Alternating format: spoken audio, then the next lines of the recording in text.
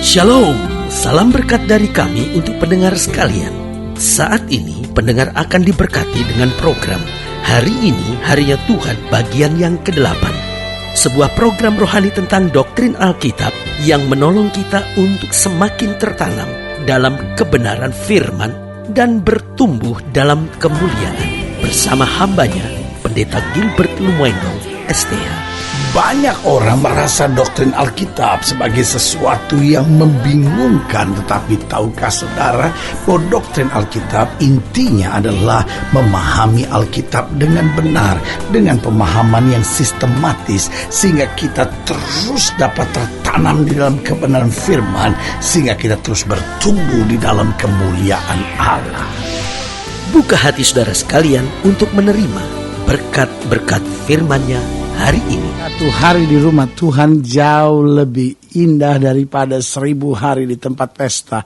Karena di rumah Tuhan kita mendapatkan damai sejahtera.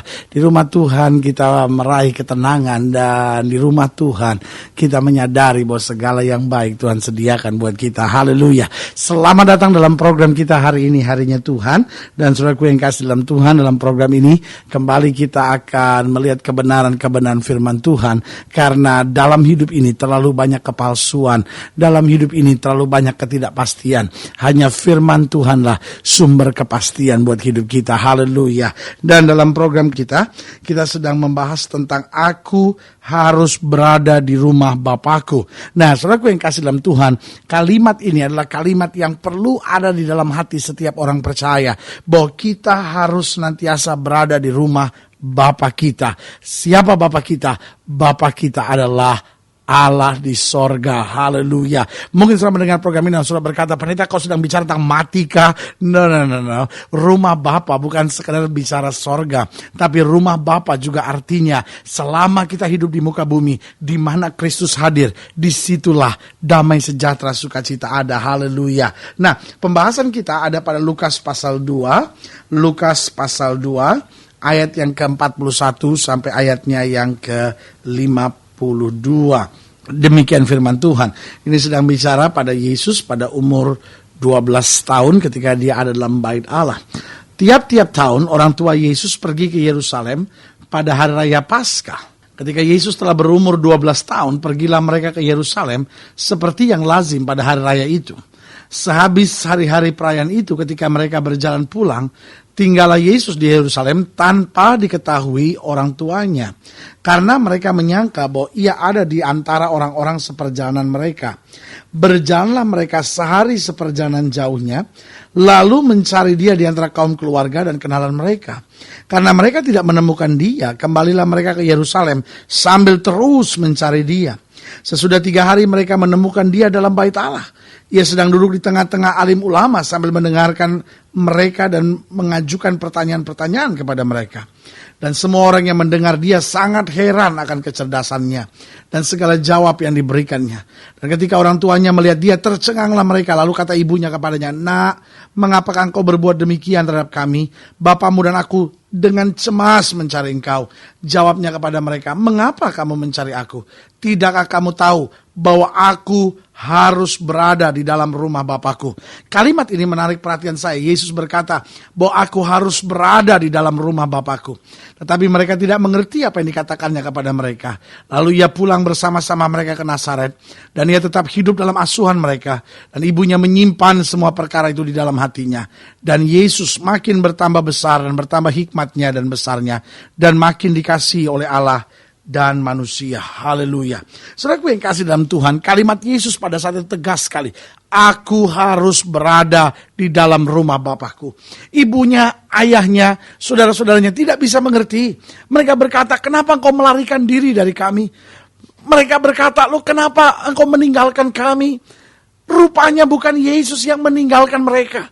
Rupanya Yesus tetap tetap berada di sana. Dia tidak tertarik dengan apapun lain. Orang sedang siap-siap berkemas-kemas untuk pulang. Tetapi kehadiran Allah, kehadiran kuasa, kehadiran kasih sungguh sangat menggoncangkan, sungguh sangat menggetarkan hatinya. Sehingga dia tetap berada di sana. Tidak peduli dengan apapun yang terjadi. Sehingga saudaraku yang kasih dalam Tuhan, orang pun tidak peduli dengan kehadirannya di sana. Saudaraku yang kasih dalam Tuhan, pertanyaan kita di sini, mengapa kita harus berada di rumah Bapa? Saudaraku yang kasih dalam Tuhan, saya khawatir hari-hari ini ketika dunia bertambah modern, ketika orang mulai sibuk dengan time is money, kehadiran orang di gereja semakin hari semakin dipersingkat.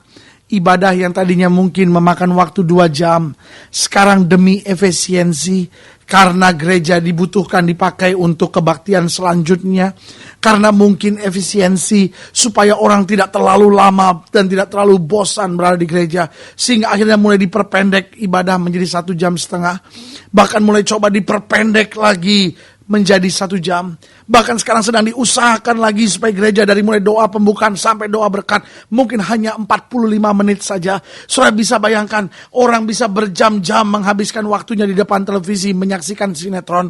Orang bisa berjam-jam menghabiskan waktunya di kafe hanya sekedar mendengarkan musik dan meminum secangkir kopi hangat.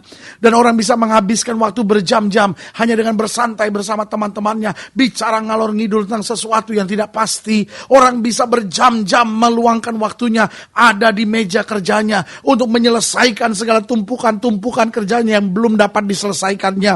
Tetapi saudaraku, waktu buat Tuhan semakin hari semakin sempit. Waktu buat Tuhan semakin hari semakin diperpendek. Karena orang merasa kehadiran di rumah Tuhan adalah kehadiran yang sangat membosankan. Ini yang saya beritahu salah besar buat orang percaya. Ini kesalahan besar. Kita harus lebih sering berada di rumah Tuhan. Makanya Yesus dengan tegas berkata, aku harus berada di dalam rumah Bapakku. Saya tidak sedang bilang bahwa kita bisa melepaskan tanggung jawab kita. Saya tidak sedang bilang bahwa kita nggak perlu menyelesaikan tugas-tugas kita dengan alasan saya mau pergi ke gereja.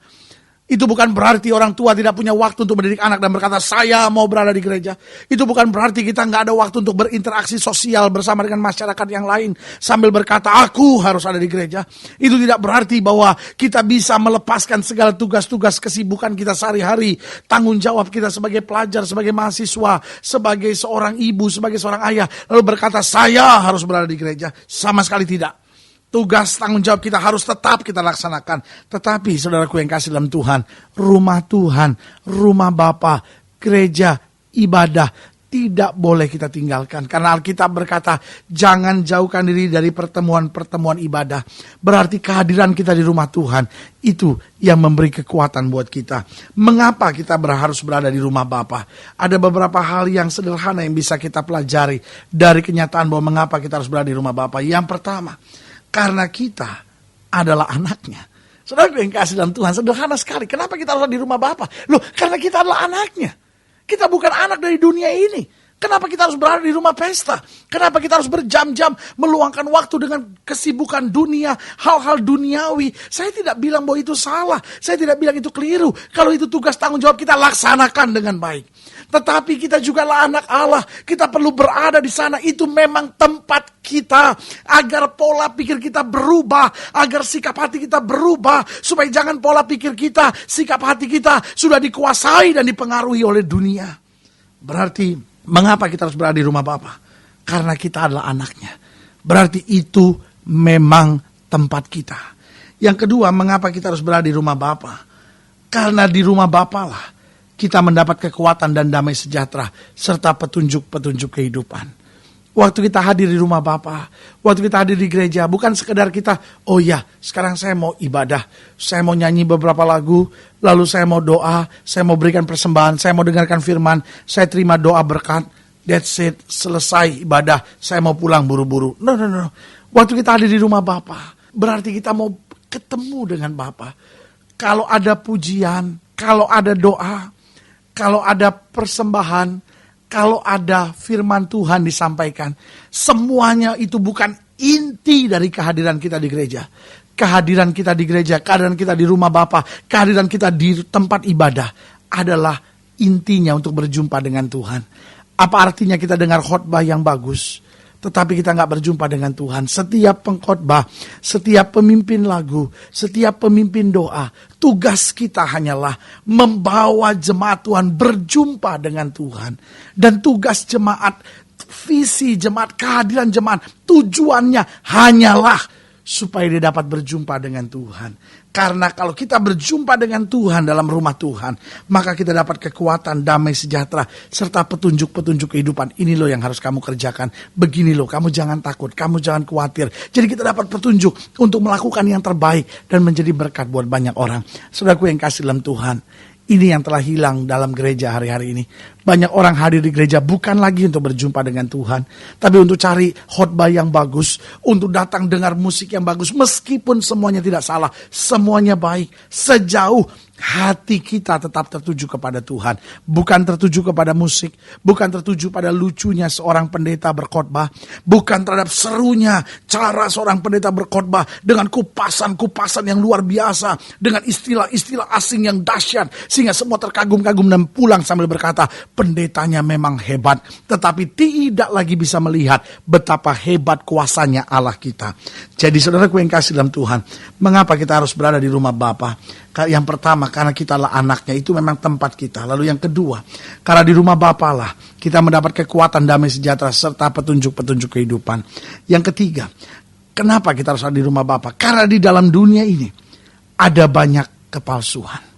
Hal-hal yang kelihatannya indah, hal-hal yang kelihatannya baik, tapi kemudian menghancurkan hidup kita. Orang mulai duduk di klub-klub, orang mulai duduk di kafe-kafe sambil berkata, sekedar untuk melepas lelah. Tetapi apa yang terjadi? Akhirnya orang mulai tertarik dengan minum-minuman keras. Ini kan cuma segelas, hanya untuk memberi ketentraman, ketenangan, dan terus lama-lama terikat. Saudaraku yang kasih dalam Tuhan, dunia ini banyak kepalsuan. Orang mulai berkata, pendeta, saya nggak bikin apa-apa kok dengan sekretaris saya itu. Saya nggak bikin apa-apa kok dengan teman wanita itu. Saya kan juga tahu, saya kan juga sadar saya sudah menikah. Cuman teman ngobrol kok, cuman teman sharing, ya kan? Mulanya sharing, tapi lamanya jatuh dalam perzinahan. Ini yang saya sebut dunia banyak kepalsuan. Tapi kalau kita ada di rumah Bapa, kita punya rem, kita punya semangat untuk berkata tidak, sehingga kita tetap berjalan dalam kebenaran. Yang keempat, yang terakhir, mengapa kita harus berada di rumah Bapa? Karena itulah tempat di mana setan tidak dapat menyerang. Sekali lagi, waktu saya berada di rumah Bapa, saya berjumpa dengan Tuhan, setan tidak bisa menyerang saya di sana. Dia dapat mengganggu. Dia mau membuat saya kecewa terhadap gereja. Dia mau buat saya kecewa terhadap pelayanan. Dia mau buat saya kecewa dengan banyak hal. Dia bisa coba ganggu, tapi dia tidak bisa menyerang. Kenapa? Karena kita diprotek oleh Allah, karena kita dijaga oleh Allah. Semakin kita berada di rumah Tuhan, semakin kekuatan baru kita raih dalam hidup kita. Haleluya. Jadi saudaraku yang kasih dalam Tuhan, Yesus tegas berkata, aku harus berada di dalam rumah Bapakku. Hari ini biar setiap kita berkata, saya harus rajin beribadah, saya harus rajin mencari Tuhan, saya harus setia ada di dalam gereja. Mengapa kita harus berada di rumah Bapa? Yang pertama, karena kita adalah anaknya, berarti itu memang tempat kita. Yang kedua, karena di rumah Bapa lah kita mendapat kekuatan, damai sejahtera, serta petunjuk-petunjuk kehidupan. Yang ketiga, karena dalam dunia ini ada banyak kepalsuan.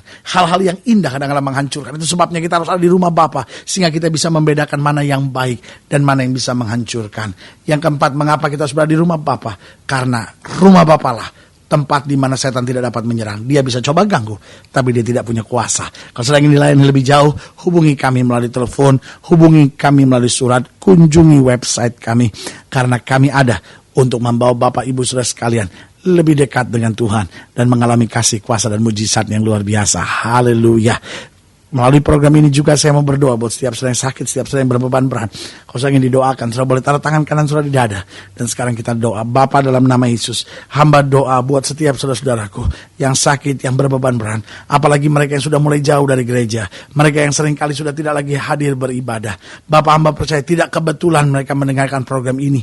Hamba berdoa dalam nama Yesus, jamah satu persatu, sehingga setiap kami boleh kembali mengalami mujizat Tuhan, boleh kembali dekat dengan Tuhan, boleh kembali berada di gereja, boleh kembali setia dengan ibadah, dan melihat kemuliaan Tuhan dinyatakan. Di dalam nama Yesus kami berdoa. Haleluya. Amin. Amin. Saudaraku, inilah akhir dari program kita hari ini, Harinya Tuhan. Sampai berjumpa pada program berikut. Dan saya percaya kasih Tuhan tetap menyertai kita. Kita tidak pernah sendiri. Itu sebabnya menghadapi tantangan masalah hidup ini, tetap bersukacita, tetap bersemangat, karena kekuatan kita di dalam Yesus Kristus Tuhan. Doa saya menyertai saudara. Dan ingat, bersama Yesus kita cakap menanggung segala perkara. Jangan lupa, jadikan hari ini Harinya Tuhan. Haleluya.